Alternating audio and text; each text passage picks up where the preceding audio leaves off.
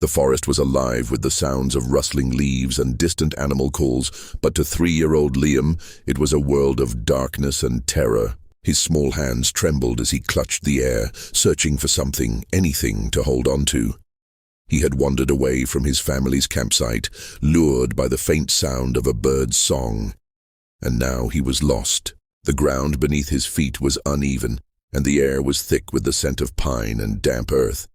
He called out for his mother, his voice trembling and weak, but the only response was the echo of his own cries bouncing off the trees. Tears streamed down his face as he stumbled forward, his tiny feet catching on roots and rocks. He was blind, alone, and utterly helpless. And then he heard it, a low, guttural growl that sent a shiver down his spine. Something was coming, something big. Liam's parents had brought him to the national park for a weekend getaway, a chance to escape the noise and chaos of the city. They had hoped the fresh air and natural beauty would be good for him, a way to help him experience the world despite his blindness. But now, as the sun dipped below the horizon and the forest grew darker, they were frantic with worry. They had searched for hours, calling his name, but there was no sign of him. The park rangers had been alerted, and a search party was underway, but time was running out. The temperature was dropping, and the forest was no place for a child, especially one who couldn't see. Meanwhile, Liam continued to stumble through the underbrush, his cries growing weaker with each passing minute. He was cold, hungry, and exhausted, his small body pushed to its limits. He didn't know how long he had been walking, but it felt like an eternity.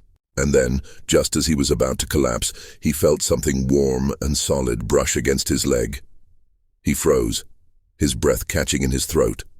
Was it an animal? A predator? He reached out tentatively, his fingers trembling, and felt something soft and furry. It was a dog. The dog was a stray, its coat matted and dirty, but its eyes were kind. It nuzzled Liam's hand, its breath warm against his skin, and let out a soft whine. Liam's fear melted away, replaced by a sense of comfort and safety. He wrapped his arms around the dog's neck, burying his face in its fur. For the first time since he had gotten lost, he didn't feel alone. The dog seemed to understand that Liam was in trouble. It gently tugged at the boy's sleeve, urging him to follow. Liam hesitated, unsure of what to do, but the dog's presence gave him courage. He held onto the dog's collar and let it lead him through the forest. The dog moved slowly, carefully guiding Liam around obstacles and over uneven terrain. It was as if the dog knew exactly where it was going. As they walked, Liam's mind began to wander. He thought about his parents, about how worried they must be.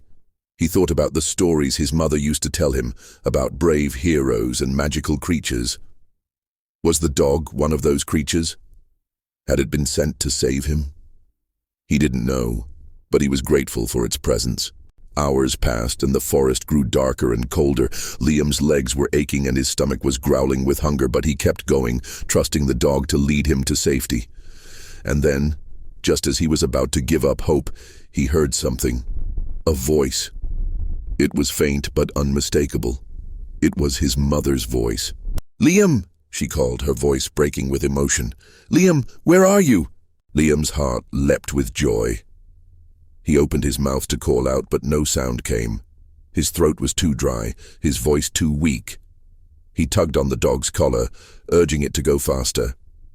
The dog let out a bark, loud and clear, and suddenly the forest was filled with the sound of footsteps and voices. Liam's parents and the search party had heard the bark and were coming toward them. When they finally emerged from the trees, Liam's mother let out a cry of relief and rushed to his side. She scooped him up in her arms, holding him tightly as tears streamed down her face. His father was right behind her, his eyes filled with gratitude and disbelief. They had found him. Their little boy was safe. But as they turned to thank the dog, it was gone. There was no sign of it, no trace of its presence. It was as if it had vanished into thin air. Liam's parents exchanged a puzzled glance, but Liam didn't seem surprised. He simply smiled and whispered, "Thank you."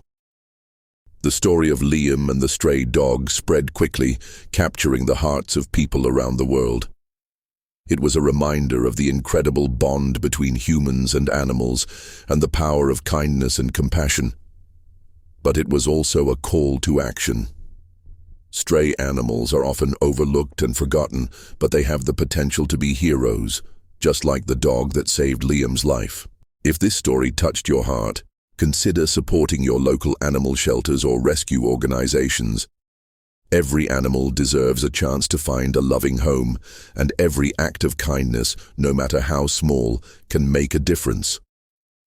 Together, we can create a world where no one, human or animal, is left behind.